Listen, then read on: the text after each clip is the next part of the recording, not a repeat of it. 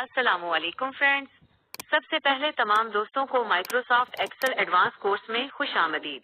तो दोस्तों, जैसे कि आप लोगों को मालूम है, आज हमारी एमएस एक्सेल की क्लास नंबर 4 है और हमारा आज का टॉपिक है how to use division formula in Excel और how to use divide function in Excel. कि आपने डिवीजन के फार्मूले को या डिवाइड के फंक्शन को माइक्रोसॉफ्ट एक्सेल के अंदर किस तरीके से इस्तेमाल करना है। तो दोस्तों, सबसे पहले अभी तक जिन लोगों ने मेरा YouTube चैनल टेक गर्ल 28 के नाम से सब्सक्राइब नहीं किया तो वो काइंडली सब्सक्राइब कर दें ताकि मेरी हर नई आने वाली वीडियो और हर नया आने वाला कोर्स आपको बसानी मिल सके। और फेसबुक पर मेरा पेज है टेक गर्ल 28। इस वीडियो के डिस्क्रिप्शन में आपको लिंक मिल जाएगा, आप इस लिंक पर क्लिक करके मेरे फेसबुक पेज पर जा सकते हैं और उसको लाइक कर सकते हैं ताकि हर नई आने वाली अपडेट आपको फेसबुक से भी मिल सके। तो दोस्तों, अब हम चलते हैं अपनी क्लास नंबर 4 की तरफ और हमारा आज का टॉपिक है कि हमने डिवीजन के फार्मूले को कैसे इस्तेमाल करना है। तो दोस्तों, सबसे पहले आप देख सकते हैं कि मैंने अपने एक्सेल को ओपन कर लिया है और आपके सामने एक्सेल की जो स्प्रेडशीट है वो आ चुकी है। तो दोस्तों, सबसे पहले डिवीजन को यूज करने के लिए मैं आपके सामने एक डाटा क्रिएट करती हूँ। फॉर एग्जाम्पल, मैं यहाँ से ले लेती हूँ 5 या 6 कॉलम। 6 कॉलम मैं यहाँ से ले लेती हूँ। यहाँ पे मैं लिखती हूँ सीरियल नंबर, यहाँ पे नेम, यहाँ पे फादर नेम, यहाँ पे क्लास, यहाँ पे इसका फी पैकेज, जो फी का टोटल पैकेज है उसका फी टोटल पैकेज। अच्छा, इसके अलावा मैं लिख लेती हूँ नंबर ऑफ मंथ और पर मंथ।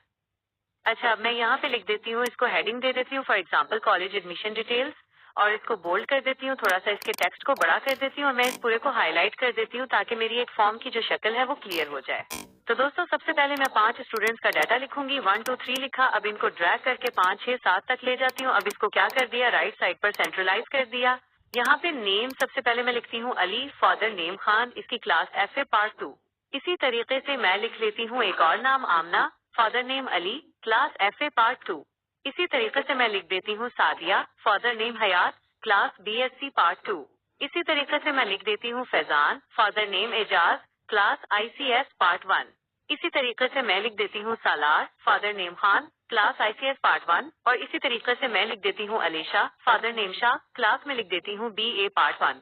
इसी तरीके से मैं एक नाम और लिखती हूँ, जैसे कि Ayesha, father name Ahmed, class engineering part 1। और इस तरीके से मैं एक नाम और लिख दूंगी Amna, father name Asif, class BA part 1।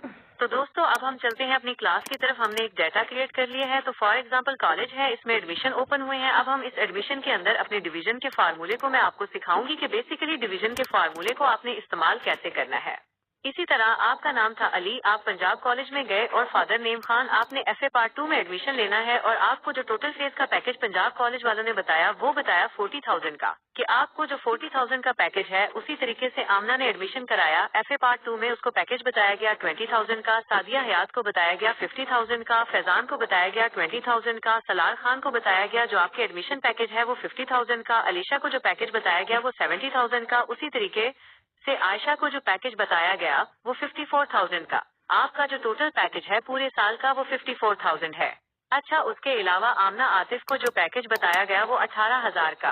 अब देखिए जी, आपने कॉलेज वालों से डिसाइड किया कि हमने पूरे साल का जो पैकेज है, यानी कि टोटल पैकेज जो है उन 8 बच्चों का जिन्होंने अपना एडमिशन कराया और उन्होंने बताया कि हमारा ये हमारा पैकेज है। कॉलेज वालों ने बताया अली को कि आपने पूरे साल के 40,000 देने हैं, आमना को बताया 20,000, सादिया को बताया 15, फैजान को बताया 20, सालार को बताया 50,000, अलीशा को बताया 70,000, आयशा को बताया 54,000 और आमना आतिफ को बताया 18,000।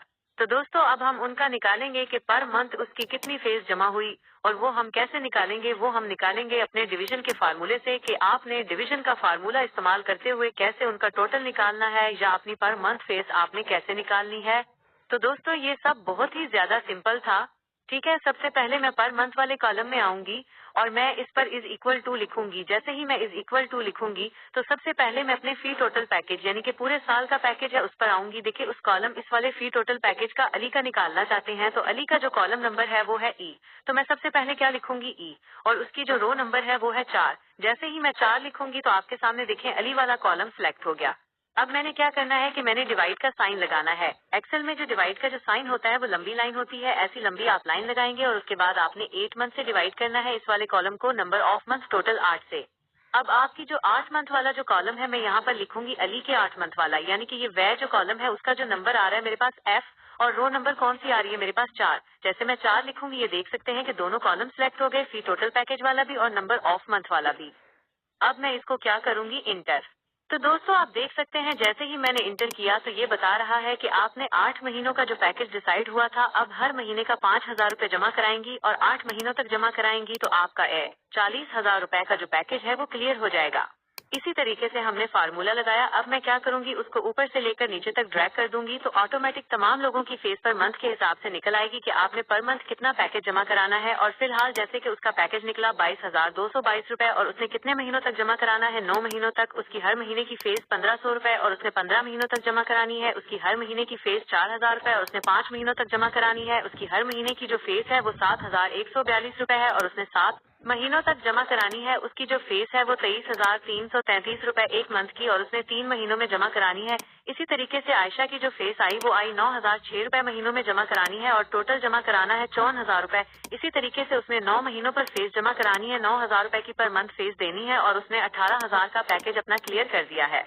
तो दोस्तों एक ये था सिंपल सा फार्मूला कि आपने डिवीजन के फार्मूले का इस्तेमाल करते हुए कैलकुलेशन कैसे करनी है।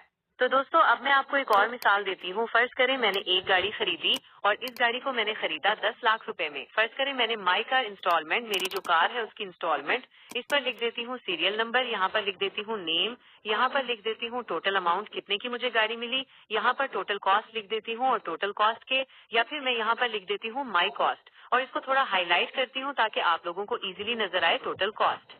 फर्ज करें मैं इस गाड़ी को 8 महीनों पर लेती हूँ तो टोटल किस्त इस गाड़ी की कितनी है। मैं इसको लेना चाहूँ 8 मंथ पर। 8 मंथ पर लेना चाहूँ तो मुझे कितने की पड़ेगी। 9 मंथ पर लेना चाहूँ तो कितने की मुझे पड़ेगी। मैं उसको 10 मंथ पर लेना चाहूँ तो कितने की मुझे पड़ेगी। मैं उसको 15 मंथ पर लेना चाहूँ तो मुझे मेरी गाड़ी की इंस्टॉलमेंट मुझे पर मंथ कितनी पड़ेगी। अच्छा जी, फर्ज करें यहाँ पे मैं लिखती हूँ 1, 2, 3 और टोटल में मजीद कर लेती हूँ 5 बंदों का। यहाँ पे मैंने नाम लिखा अली, यहाँ पे लिखा फैजान, यहाँ पे लिखा अलैशा, यहाँ पे लिख दिया रजा, यहाँ पे लिख दिया जैन। अब जैन ने जो गाड़ी ली वो ली टोटल 5 लाख रुपए की। ठीक है जी, 5 लाख रुपए की रजा ने गाड़ी ली। उस गाड़ी का नाम था, मैं यहाँ पर लिख देती हूँ मेहरान। ठीक है, व्हीकल नेम लिख देती हूँ, उस गाड़ी का नाम था मेहरान। इसी तरीके से फैजान ने गाड़ी ली XLI, फैजान ने गाड़ी ली XLI और इसको ये गाड़ी पड़ी 9 लाख रुपए। ठीक है जी। इसी तरीके से अलीशा ने मोटरसाइकिल ली, मोटरसाइकिल है वो उसको पड़ी 74,000 के अंदर। इसी तरीके से रजा ने गाड़ी ली जो कि उसको गाड़ी मिली 12 लाख रुपए की और इसी तरीके से जैन ने हाई रूफ ली 5 लाख रुपए की। तो दोस्तों अब उन्होंने क्या करना, ये जब उन लोगों ने गाड़ी ली किस्तों के अंदर बैंक से ली, उनकी डिमांड किया, हमें बैंक वालों ने कहा कि भाई हम आपको टोटल गाड़ी देंगे 5 लाख में। अली को कहा कि हम आपको टोटल गाड़ी देंगे 9 लाख रुपए में। अलैशा को कहा कि हम आपको टोटल जो गाड़ी है वो 74,000 में देंगे। रजा को कहा कि हम टोटल गाड़ी आपको 12 लाख रुपए में देंगे और जैन को कहा कि हम आपको जो टोटल गाड़ी है वो हम आपको देंगे हमें 5 लाख रुपए में। अच्छा, अब बैंक वाले उसको बता रहे हैं कि अगर आप 8 महीनों में गाड़ी लेंगी तो कितने की मिलेगी, 9 महीनों में लेंगी तो कितने की आपको गाड़ी मिलेगी, 10 महीनों में अगर आप लेंगी तो आपको गाड़ी की इंस्टॉलमेंट कितनी देनी पड़ेगी, अगर आप 15 महीनों में अपनी गाड़ी को क्लियर करेंगी तो आपको गाड़ी कितने की पर मंथ, आपकी पर मंथ कितनी मिलेगी। तो दोस्तों सिंपल सी बात है, मैं यहाँ पर आऊंगी अपनी 8 मंथ में, यहाँ पर इज इक्वल टू का साइन लगाऊंगी। देखिए टोटल कॉस्ट है, कॉलम नंबर C, मैं यहाँ पर लिखूंगी C और रो नंबर मेरे पास क्या है 16, मैं इस पर क्या करूंगी 16 लिखूंगी। अब मैं यहाँ पर डिवाइड करूंगी, मैंने कितने मंथ में निकालने थे। फॉर एग्जाम्पल अगर मैं अपनी मेहरान गाड़ी को 8 महीनों में क्लियर करना चाहती हूँ तो यहाँ पर 8 लिखूंगी। ठीक है जी, 8 महीनों में अगर मैंने गाड़ी को क्लियर करना है तो मुझे 1 महीने की 62,500 रुपए किस्त देनी है, तब जाकर मेरी गाड़ी 8 महीनों में क्लियर होगी। अगर मैं चाहती हूँ कि मैं अपनी गाड़ी को 9 महीनों में क्लियर करूँ तो सिंपल सी बात है, इज इक्वल टू अपनी टोटल कॉस्ट पर आए, डिवाइड करें उसे 9 से। 9th मंथ में अगर आप इंस्टॉलमेंट देना चाहती हैं यानी 9 महीनों के अंदर तो 55,555 रुपए आपकी इंस्टॉलमेंट बनती है पर मंथ 9 महीनों के हिसाब से, तो ये गाड़ी आपकी क्लियर हो जाएगी। इसी तरीके से अगर मैं दिस मंथ को निकालना चाहती हूँ तो is equal to total cost पर आऊंगी, डिवाइड करूंगी इसके ऊपर 10 मंथ। मैं चाहती हूँ कि 10 महीनों में क्लियर करना चाहती हूँ। इसी तरीके से देखें 50,000 बनते हैं। अगर आप चाहती हैं कि गाड़ी आपकी 15 मंथ के अंदर क्लियर हो, मतलब पर मंथ आप 50,000 रुपए अफोर्ड नहीं कर सकती, तो 15 मंथ में चाहती हूँ कि मेरी मेहरान गाड़ी 15 मंथ में क्लियर हो। अब मैं इज इक्वल टू अपने टोटल कॉस्ट पर आऊंगी, डिवाइड बाय 15 करूंगी, तो वो मुझे बता रहा है कि अगर आप 15 मंथ में गाड़ी को क्लियर करना चाहती हैं तो आपकी 1 महीने की जो किस्त है गाड़ी की वो निकल आई 33,333। तो ये तो थी जी मेहरान गाड़ी की। अब आपने इसी तरीके से नीचे वालों को भी निकाल लिया, तो सिंपल अब यहाँ से पकड़ेंगी और इसको ड्रैग करोगी तो बाकियों के भी। अगर 8 महीनों में क्लियर करना चाहती हैं, तो उसकी गाड़ी की कॉस्ट निकल आई। इसी तरीके से 9 मंथ पर क्लियर करना चाहती हैं, इसी तरीके से 10 महीनों में क्लियर करना चाहती हैं, तो यहाँ आ गई। इसी तरीके से अगर आप 15 महीनों पर क्लियर करना चाहती हैं, तो ये सारे किस्त आपके पास आ गई। तो दोस्तों ये था सिंपल फार्मूला ए। अली ने 5 लाख में गाड़ी ली। अगर ये 9 महीनों में गाड़ी को क्लियर करना चाहती है तो पर मंथ उसको ये अमाउंट देनी है। 10 में क्लियर करना चाहती है तो ये, 15 महीनों में क्लियर करना चाहती है तो ये अमाउंट देनी है। इसी तरीके से जैसे जैन है, जैन ने गाड़ी ली 5 लाख रुपए की, हाई रूफ गाड़ी उसने ली। अब बैंक की तरफ से इसको मिल रही है 5 लाख रुपए। अगर ये 8 महीनों में गाड़ी को क्लियर करना चाहती है तो 52,500 रुपए देने पड़ेंगे उसको पर मंथ 8 महीनों तक। इसी तरीके से अगर 9 महीनों में क्लियर करना चाहती है तो थोड़े से पैसे कम होंगे और वो 9 महीनों के डिवाइड हो जाएंगे उसका ये वाला अमाउंट 55,555 रुपए। इसी तरीके से 10 महीनों में। तो दोस्तों ये था एक डिवीजन का फार्मूला। अब मैं आपको थोड़ी सी प्रैक्टिस कराती हूँ कि आपने डिवाइड कैसे करना है। फॉर एग्जाम्पल मैं चाहती हूँ कि मेरे पास 2,000 रुपए हैं। अब मैं 2,000 का 50% हिस्सा निकालना चाहती हूँ, मतलब मैं उसका आधा निकालना चाहती हूँ। तो मैं क्या करूँगी, यहाँ पर लिख देती हूँ 2। अब मैं इसको करती हूँ डिवाइड। ये पकड़ा, डिवाइड इसको क्या 2 से। जैसे ही आप इसको 2 से करोगी तो आप देखेंगे कि एक हुक्म आ गया।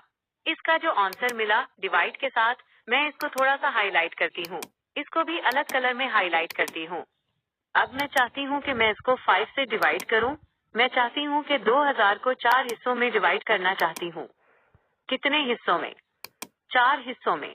मैं यहाँ पर 4 लिख देती हूँ। वो देखें नीचे फॉर्मूला लगा हुआ है, मेरा ऑटोमेटिक फॉर्मूला चेंज हो रहा है। तो 4 हिस्सों के हिसाब से ये 500 रुपए बन गए। अब मैं चाहती हूँ कि हम अपने 2,000 रुपए को बेस हिस्सों में डिवाइड करें, तो मैं यहाँ पर बेस लिखूंगी। तो आप देख सकते हैं 100 रुपए के हिसाब से मेरे जो 2,000 थे उसके बेस हिस्से बन गए। बेस हिस्सों को 100 से मल्टीप्लाई करेंगी तो आपका आंसर आ जाएगा 2,000। अब फॉर एग्जाम्पल एक छोटी सी मिसाल देती हूँ। मेरे पास 100 रुपए हैं, ठीक है जी। मैं 100 रुपए को बेस हिस्सों में डिवाइड करना चाहती हूँ, तो मेरे पास आंसर आया 5 रुपए। 5 रुपए को बेस से मल्टीप्लाई करूंगी तो आंसर मेरा 100 आ जाएगा। मैं एक बार आपको दोबारा करके दिखाती हूँ। फॉर एग्जाम्पल मेरे पास 1,000 रुपए हैं, ठीक है जी। और मैं इस कॉलम में लिख देती हूँ कि मैं अपने 1,000 को 2 हिस्सों में डिवाइड करना चाहती हूँ, तो मैं यहाँ पर लिखूंगी 2। फॉर एग्जाम्पल मैं यहाँ पर लिखती हूँ कि ये मेरा कॉलम है, इस पर फार्मूला लगाऊंगी, सिंपल इज इक्वल टू। अब देखिए फार्मूला लगाने के 2 तरीके हैं। इज इक्वल टू लिखा, सबसे पहले आपने उस पर क्लिक किया, उसके बाद आपने डिवाइड का साइन लगाया और इस वाले कॉलम पर क्लिक कर दिया, तो ये 2 हिस्सों में इंटर करोगी तो आपके पास 1,000 रुपए के 2 हिस्से निकल आएंगे और आपके पास 500 रुपए आ जाएंगे। इसी तरीके से मैं चाहती हूँ कि यहाँ पर मेरे 4 हिस्से निकले, तो अब देखें ये ऑटोमेटिक चेंज हो गया 250 रुपए। मैं अब यहाँ पर लिखती हूँ 10 हिस्से, तो आप देख सकती हैं कि यहाँ पर 100 रुपए के हिसाब से आपके 10 हिस्से निकले। तो ये थी सिंपल सी डिवीजन की क्लास। आप लोग आसानी से किसी भी चीज को डिवाइड कर सकते हैं। तो दोस्तों मैं उम्मीद करती हूँ आप लोगों को मेरी आज की क्लास समझ आई होगी और हमारा जो आज का प्रोजेक्ट है वो क्लास नंबर 2 का भी और क्लास नंबर 3 का भी। मैं आपको दोनों प्रोजेक्ट्स बता देती हूँ। क्लास नंबर 2 में हमने सम फॉर्मूला इस्तेमाल किया था, आपने वो मुझे सम फॉर्मूला इस्तेमाल करके दिखाना है और मुझे शीट फेसबुक पर ऑन बॉक्स कर सकते हैं। इसी तरीके से जो मेरी क्लास नंबर 3 है उस पर हमने सब्ट्रैक्शन के फॉर्मूले को इस्तेमाल किया है, तो आपने मुझे सब्ट्रैक्शन का फॉर्मूला अपनी एक्सेल शीट के अंदर किसी भी चीज पर इस्तेमाल करके दिखाना है। इसी तरीके से जो हमारी आज की क्लास है वो है डिवीजन की, डिवीजन के फॉर्मूले को कैसे इस्तेमाल करना है। तो आपने मुझे एक शीट में दिखाना है किसी भी चीज पर काम करके कि आपने डिवीजन का फॉर्मूला इस्तेमाल कैसे किया है। तो दोस्तों ये तीनों प्रोजेक्ट्स मुझे मिलने चाहिए और वो स्टूडेंट्स जो प्रॉपर तौर पर मेरी ट्रेनिंग को कंटिन्यू कर रही हैं तो वो अपने प्रोजेक्ट्स मुझे फेसबुक पर सबमिट कर सकते हैं। तो दोस्तों आज के लिए इतना ही काफी है। अल्लाह हाफिज।